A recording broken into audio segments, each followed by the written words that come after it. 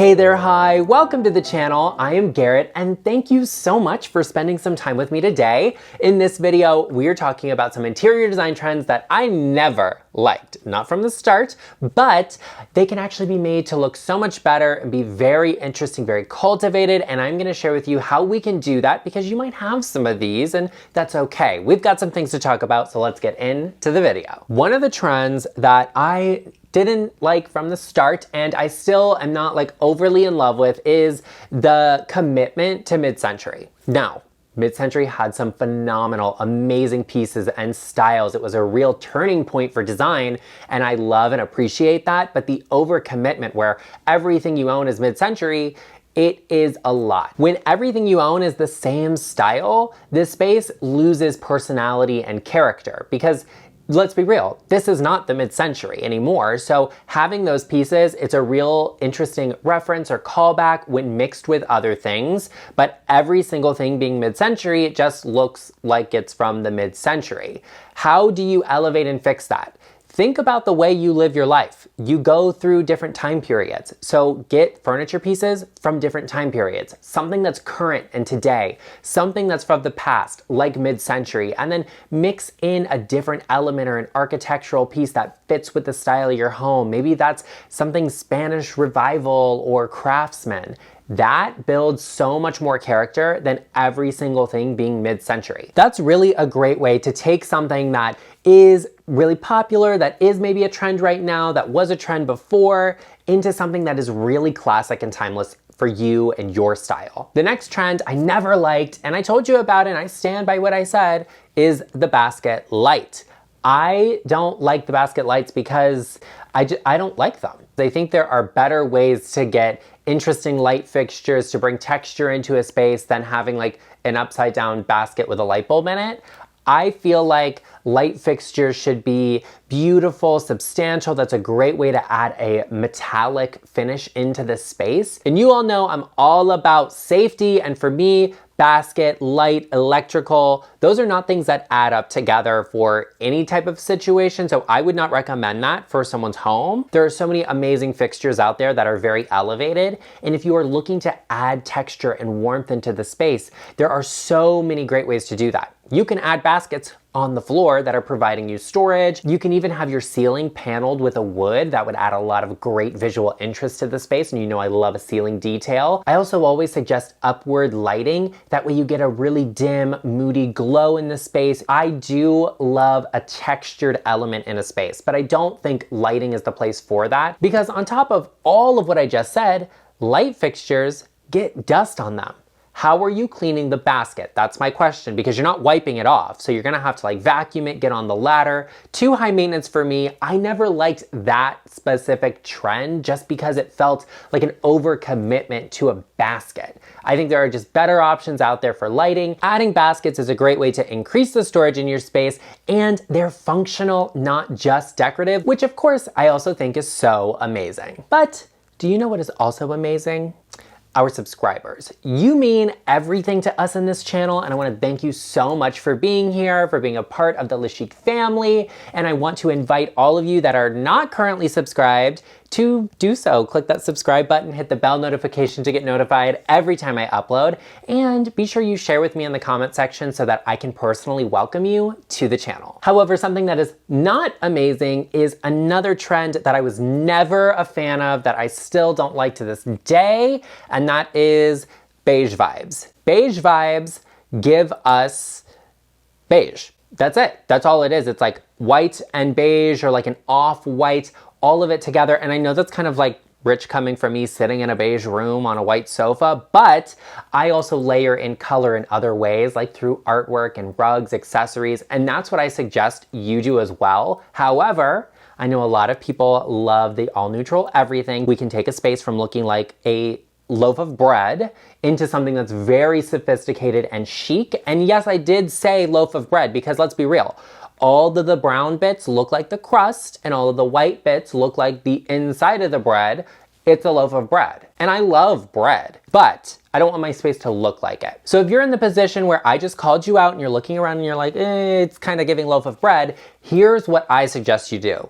Instead of just adding a vibrant color that you might not be comfortable with, add a third neutral to the space, or add a fourth neutral, add some black in the space, or if everything is beige and brown, add some crisp white. That breaks things up. And if you do like color, but you're a little bit scared, you're like, Garrett, I want to dip my toes into the color schemes and all of it, layer in the pieces that are easily changeable. Pillows, blankets, florals. Start with neutrals and then branch into muted colors and tones. And then maybe you get comfortable with something more vibrant, or maybe you never do and you don't want that. That's also really great. Now, you all know I am all about functionality and the way we use our spaces, interact with them, and that's what I'm constantly bringing to you, which is why the next trend that I never liked from the beginning are those low coffee tables. And you all know exactly what I'm talking about. The standard height for a seat is about 18 inches. So you want a coffee table to be around that place or higher. And so when you have a coffee table that's like 12 inches off the floor, we know that you're not reaching it. We know you can't get to it and you have to lean all the way forward on your sofa, and that is so difficult just to get a drink off of it or to set the television remote on it. So it's not super functional, which is why I just never liked it. I think some of these tables, the finish, the quality, the materials used are so beautiful, but when the coffee table is low, how are you getting to it? Is the sofa also that low? Because I mean, you have a 12-inch high coffee table. Is a sofa 12 inches off the ground? Makes no sense to me. Not super feasible, easy to get to. And we've addressed this numerous times. When you are maybe a little bit older, maybe you have some mobility impairments, it's not easy to get up and down off of a sofa, especially one that is lower. It's not always easy as saying, just get a new coffee table, because sometimes you spend a lot of money on that and it arrived and it's super low and you're like, wow, we really can't reach it.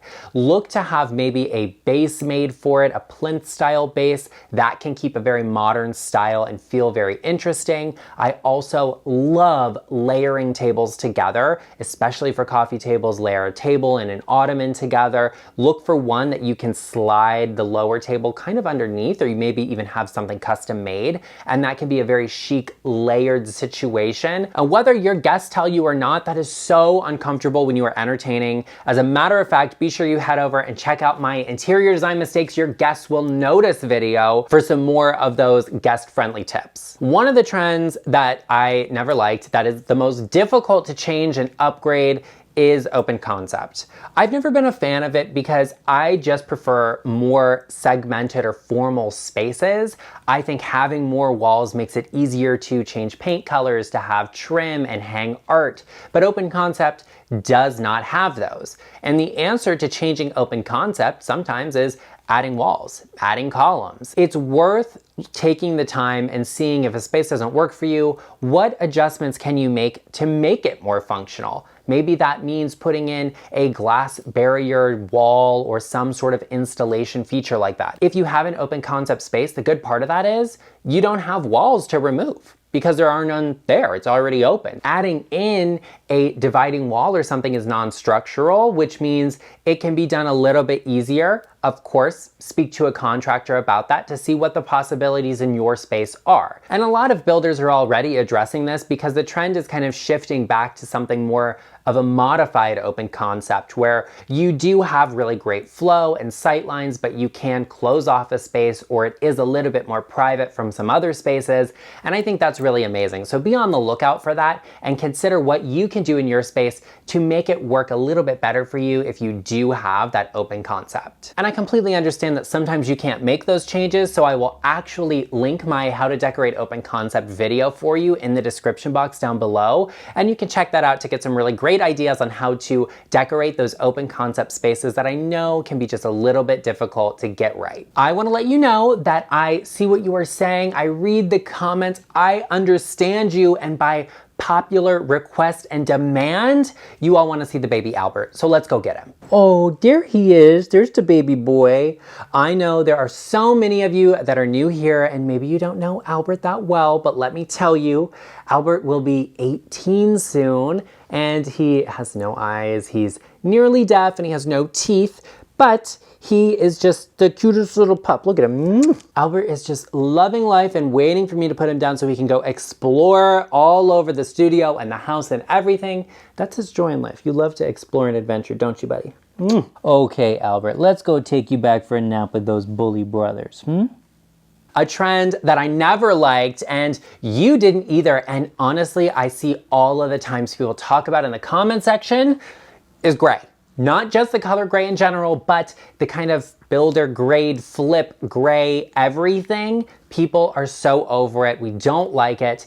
And the problem is gray was like in for a moment and then everybody clung to it. So we see a lot of gray houses, gray floors, gray walls, gray everything. What do you do if you have gray? Because it's easy to say, just take up the floors and paint the walls, but that's not always easy to do. And sometimes you're just like, you don't have the budget to do the floors. That's okay. We can upgrade a gray space without changing any of those major features. Obviously, if you have gray and you don't like it and you can change it, then consider doing that. But if you can't, what I always recommend is layering in warmer tones and finding a piece that connects both of those colors. Find a rug that has some gray in it, that has some tan or brown warmer tones in it, because it creates a connection and it makes it feel like a space that you designed intentionally. Oh, we picked a gray backdrop and we're layering in these warmer tones, as opposed to it being like, oh, you know, it's gray and we don't like gray, so we just brought in some brown. Bringing in a rug, pillows, patterns, or prints that have that combination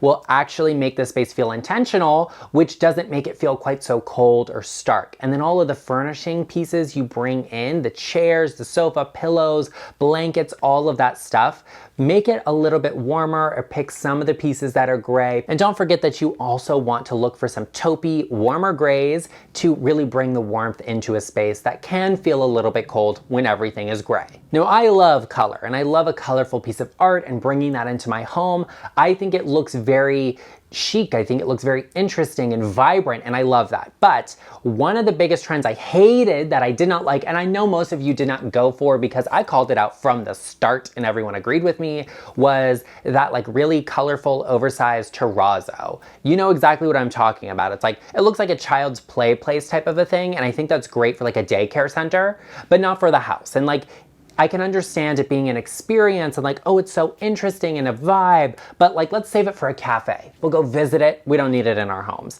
So I really like that we did not go crazy with this, but I still had to mention it because it's ridiculous to me and I don't like it. And some people I know did take advantage of it because it was what was very popular. It was something different and they were like, let's do it. Let's go wild and crazy.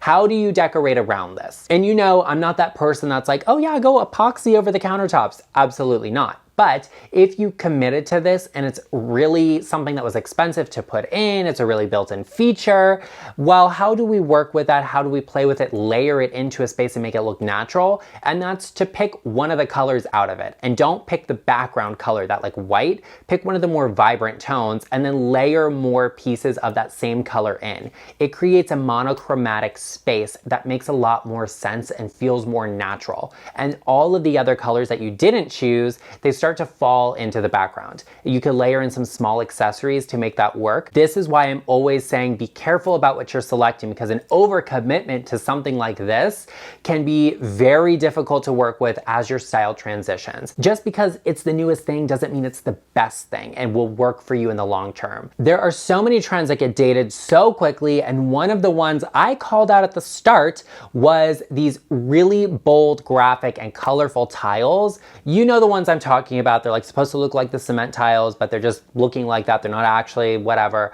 I don't like them. I didn't like them to start with because they're very bold. They are very, very bold. And I think this goes for all sorts of really bold tile choices because they can get very dated. Certain shapes and geometric patterns, they don't always stick around forever. It's best to stick to something that's classic and layer in a lot of fun, especially with something like tile that is not that easy to take up and change. Like, let's be real, if you did purple shag carpet, carpet's easier to change than tile. It's not as messy, it can happen in a day, as where tile has to be chipped up and scraped up and the floor and all of it has to be cleaned and gotten all of the mortar off of. Like, it's not easy. The answer is to pull that color out and bring it into the space, to stick with the style that originates from. That can be a great way to make it feel a lot more natural and a lot more understanding, sympathetic, as opposed to just saying like rip it out, because that's not always the answer and that's not always easy. If you really like this tile and you're like, Garrett, I love that, I love the pattern and all of it,